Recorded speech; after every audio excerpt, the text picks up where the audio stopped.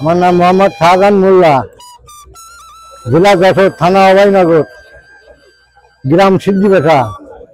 আমি 18 বছর ধরে নিজে বাকি বানাই, বিক্রি করি। এরপরে আমার সংসার চলে।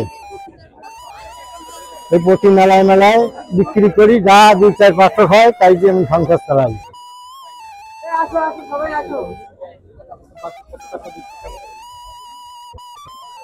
ওর কোনো নির্ধারিত কোনো ঠিক নেই। এক সপ্তাহ শুরু, 300, 400, 500, 600 এরকম বিক্রি করি একটা মাসে। কোনোদিন 5টাও বিক্রি হয়, কোনোদিন 4টাও বিক্রি হয়, কোনোদিন 10টাও, কোনোদিন 20টাও হয়। এর কোনো এক লেভেল নেই। অন্য পিঠা আগে ছিল, এখন বয়স হয়ে গেছে, এখন আর কোনো কাজ করি না। এই টুকটাক একটু বিকালে বিকালে বাজাই, যা লাগে তাই কি। আমি নিজে নিজেই শিখেছি, আমার কোনো উস্তাদ পাইনি। আমি তো সময় বাঁশি বাজানো শিখেছি, আমাকে 2-1 জেলার মধ্যে হয়তো ছিল না কেউ।